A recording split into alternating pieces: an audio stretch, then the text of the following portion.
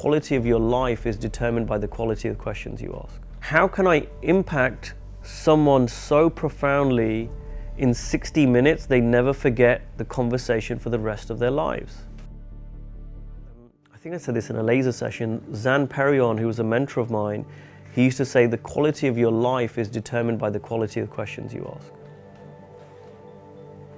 I'll say that again. The quality of your life is determined by the quality of the questions you ask. So if we look at this in the context of coaching, you could have a coach who's asking the question, who do I talk to? Who do I talk to? Where do I get clients? Right? How do I close people? And it's not bad, right? But it's a certain quality of questions, let's say, right?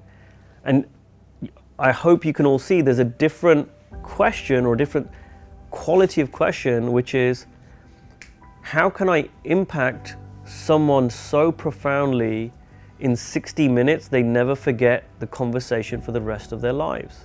It's a different quality of question. It's not like the first few questions are wrong, and there are times when we all have those questions. But it's a different quality of question. And then there's always different levels to that. Another question could be, who would I need to be that my coaching will leave an impact on this planet for hundreds of years? Again, it's like a step up from, not the previous one's wrong, it's a different level. And the quality of the questions you bring into your coaching, and that includes self-coaching, the quality of questions you ask yourself. I mean, you can coach yourself every day, get a blank piece of paper and write a really good question down, and then journal on it. That's self-coaching.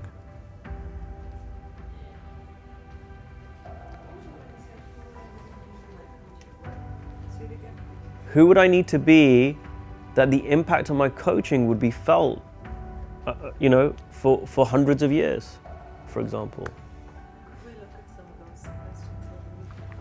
Yeah. Yeah, absolutely. And you can do that with this school, because everyone's come into the school with certain questions, and it's not wrong, and we can cover them. And you can look at it. Is there a more powerful question I could ask? So I often, when I'm preparing for my session with Steve, so I'm flying there on Thursday, I have things come up in my world, and I've got questions that I could ask. And I remember a year ago or something, a question that came up in my head was, how do I make an extra £100,000 in the next few months, right? And I didn't bother taking it to him, because I realized it's a certain level of question. And really, I said, and he actually, I told him about it afterwards, and he goes, you don't even need me for that.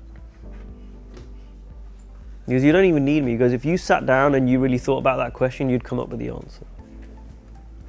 And so many of our questions that we bring into the school, if you just sat down and just took the time, even if you took 20 minutes and sat down with one of your questions that you have, like even your question, right, that Tom just brought in the room, what would I say to the CEO? If you wrote down on a piece of paper, what would I say to the CEO after I pulled him out of a meeting? If you sat down for 20 minutes, you'd come up with some really, really great ideas.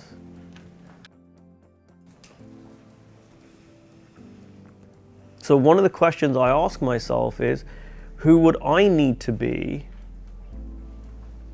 that I wake people up to a level where so whatever Steve's created me as, like this MG character, I'm gonna have this impact on the planet, blah, blah, blah. And I'm asking myself, well, who would I need to be that I wake other people up to the same level? And it's a very different question than one I might have had a few years ago, which is, how can I help people hit 6 figures in their coaching practice? And they're not mutually exclusive. What I found is, as I'm kind of shifting my questions, the income that my clients are making is just increasing faster and to a greater degree.